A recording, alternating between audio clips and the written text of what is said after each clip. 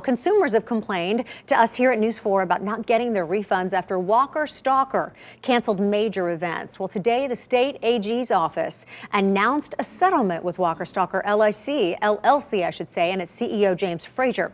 Call for Action problem solver Carice Jackman spoke with the Deputy Attorney General about this settlement. So, Carice, now that a judgment was reached, how can people get their money back?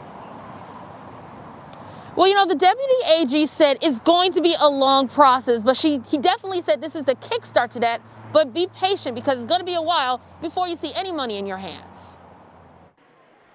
Walker Stalker Convention Fan Fest. They were events that were supposed to bring Walking Dead fans together, but instead vendors and ticket holders called News 4 telling us they were left empty-handed. Now this 18-page document between the AG's office, Walker Stalkers LLC, and owner James Frazier is a sign that some consumers may finally get their refunds. It does call for consumers and vendors that paid money and the event was canceled, that they're going to get restitution. The judgment says in order to cover the cost of that restitution, Frazier and Walker Stalkers LLC will place $50,000 in an account directed by the AG. Who would be eligible for this refund? It's anybody, any vendor or any consumer who, let's take a consumer who paid to go to one of these events and the event was canceled.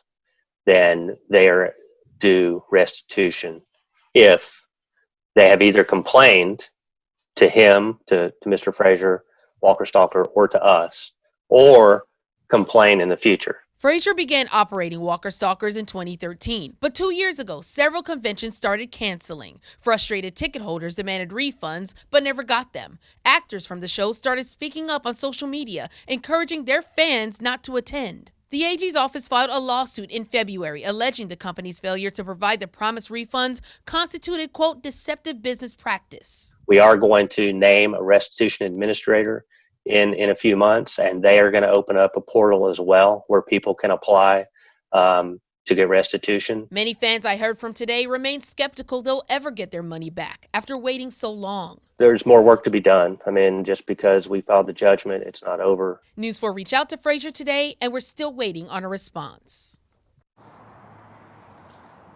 Now, earlier this year, I also did a story about how James Frazier and Walker Stalker LLC also applied for a PPP loan. Many people were frustrated and angered about that. We did ask the Deputy Attorney General about that, and he said that will be something that the feds have to deal with. Of course, we'll continue to follow this investigation as it unravels. I'm Call for Action problem solver Carice Jackman, News 4 Nashville.